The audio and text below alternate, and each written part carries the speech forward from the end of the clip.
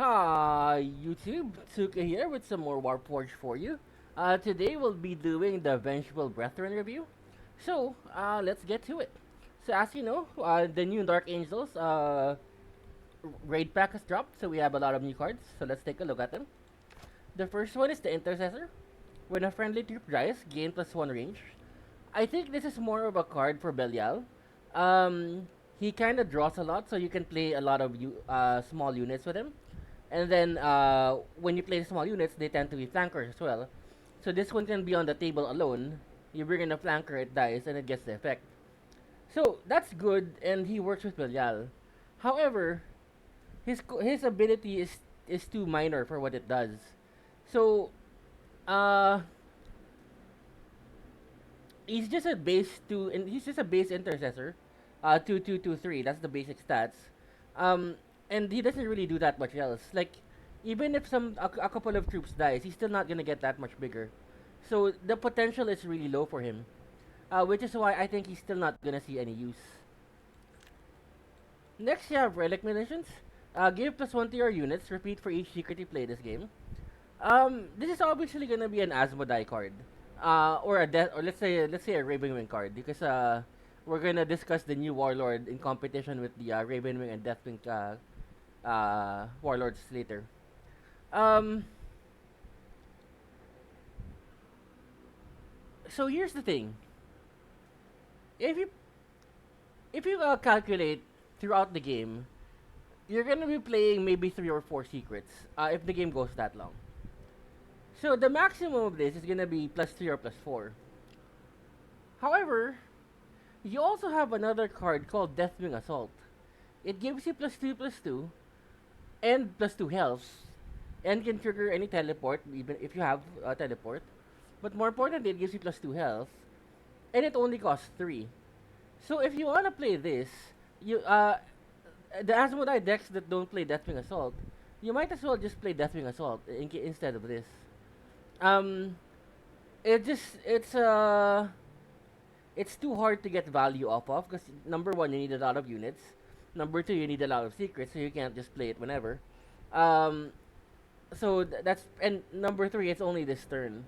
At least Deathwing Assault is permanent. So I would say that while this card is good intention, it's not going to see any play.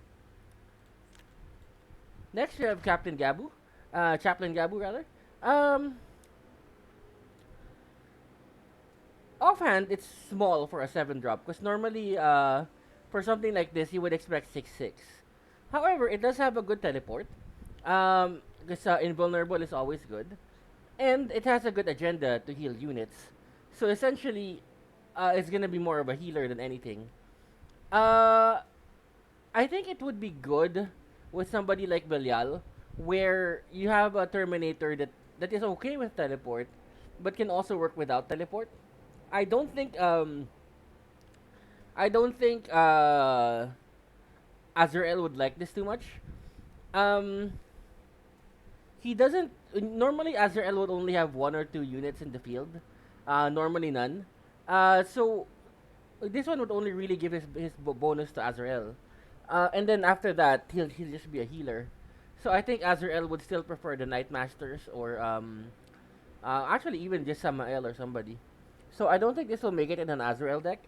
However, I can see this in an Asmodai deck that wants to play teleport cards, or more specifically in a Belial deck.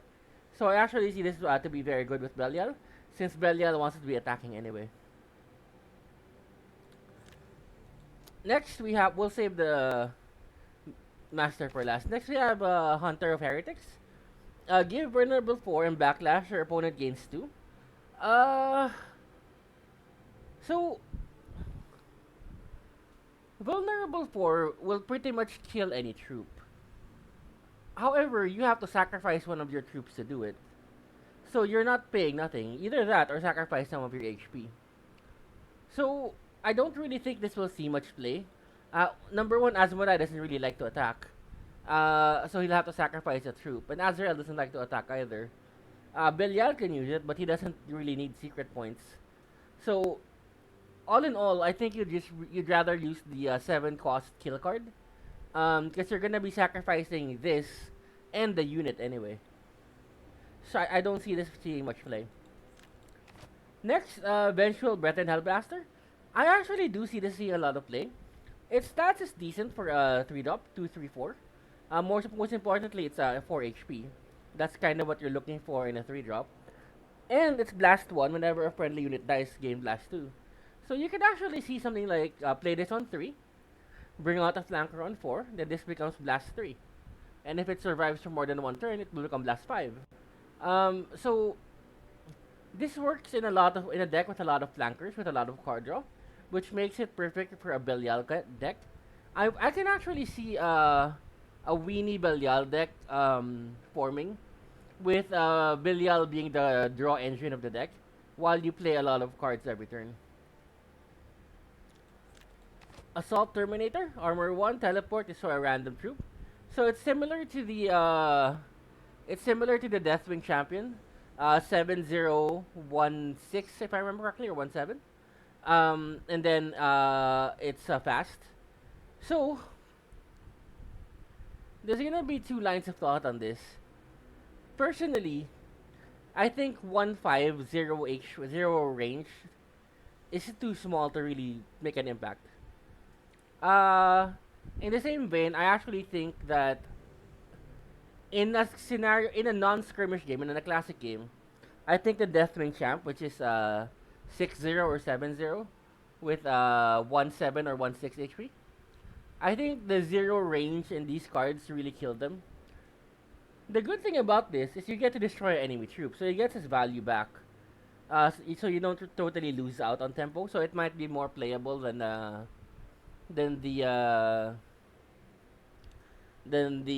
what do you call it? The Night Master, the Night Champion.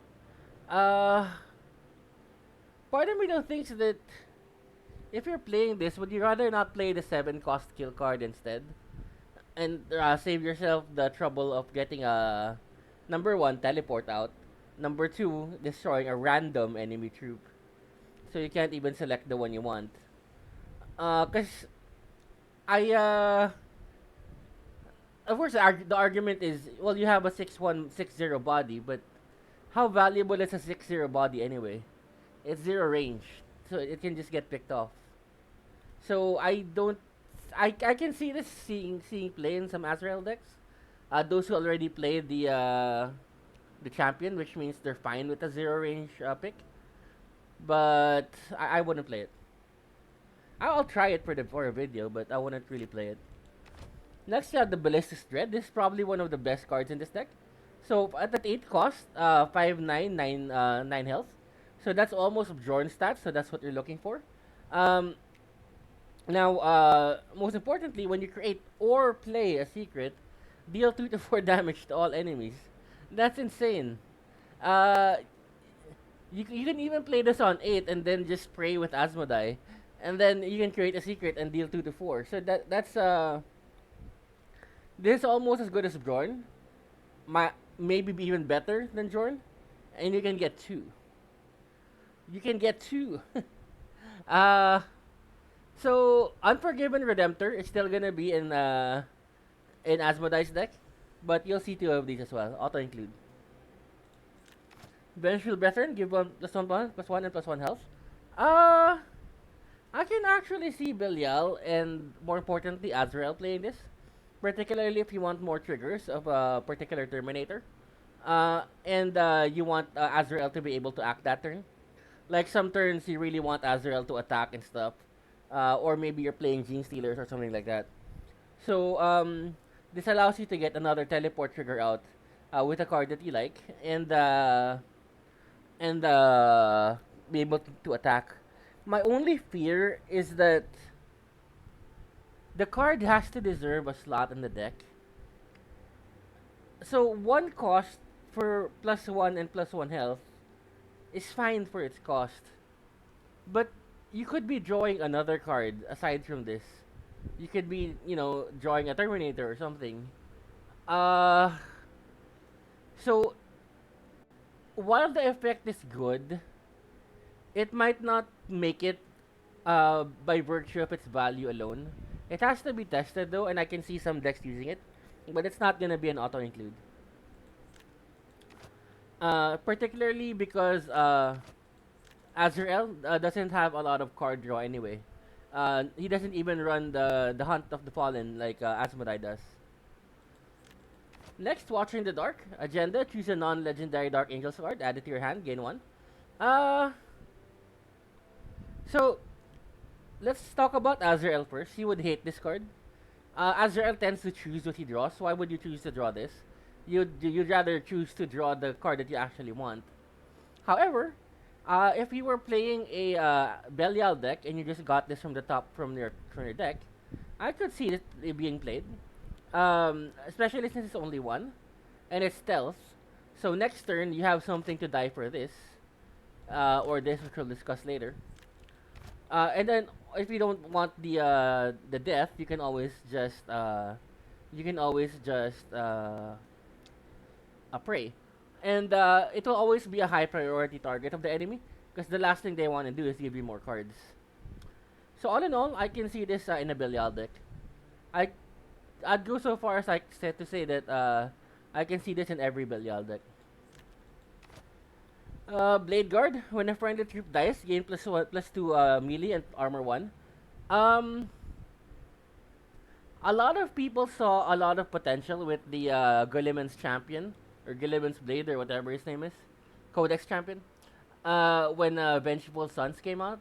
I actually see the same potential with this. Um, the scary part about this is armor 1. You can gain armor 1. So that means your armor can go up. There will come a point where you'll only get 1 damage per attack. Um, the +2 melee also helps a lot as well. So I see a 2 of this in every Belial deck. And possibly Asmodai, because the Asmodai has a lot of what do you call it, flank. Actually, even if he's not a Terminator, I can see it in Azrael as well, just because the stats are that good. Like the stats are already good, the trigger is just on top of the stats. And lastly, we have Zachariel. Choose a card in your hand, return it to your deck, draw a card, gain one. So it's like Eldar Boy. I forgot his name right now. Talent, refuse to yield. Heal 2 to a friendly unit and give +1 for each enemy unit this turn. Okay, so um, let's go with Deathwing first. Can this replace Azrael? I do not think so. So the most annoying thing about Azrael is if you get a Terminator or a teleport unit when you get your opening hand. And this takes care of that problem. However, it doesn't let you draw the cards in the future, which would impact the rest of the game more than your opening hand. So, Azrael's strength is to be able to get the teleports when he needs it. This card doesn't support that, so he will not replace Azrael. Now, the more interesting is, can he replace Asmodai? Um, let's see. Both Zachariel and Asmodai gain one energy for one quest for talent. So at that point they're equal. In fact, this is even better because you get to shuffle your hand a bit. However, the difference comes in the talent. This one says heal 2 to a friendly unit and give it +1 for each enemy unit. So actually, this one would work very well with the Blade Guard. So more of an offensive Asmodai build. However, um, normally you would put it on a unit, or more importantly, you'd probably be putting it on your Warlord. So, so the question is, are you a attacking deck, or a warlord that likes to attack, or are you a warlord that likes to generate secrets? Because you can't really be both. Um, if it's a secret generation deck, then you should play Asmodai, which means that the talent here is gonna be wasted because you're not gonna be playing uh other secret benefit cards with it. Um, I guess it could find a place in between Asmodai and Belial, where you build up secrets first, then you attack using it. Um, I find it hard to believe that this will get more than +2 per turn. Um, so let's see. Let's game out the situation. Normally, you would only face one or two units on the opposing side of the board, because normally you'd use your flank to clear it out, right? When is the situation? When are the situations where you would be facing a lot of units on the board? For this to give you a lot of bonuses. Number one would probably be Tau drones, right? Number two would probably be Imperial Guard. Sometimes they can get out of hand and just flood the board, and there's nothing you can do. Gene Stealers will also be one. Um, because they can flood the board. Uh, so the question is like, would it really matter if you get like +10? Um, so let's say you get into terror size, you're like 12 attack.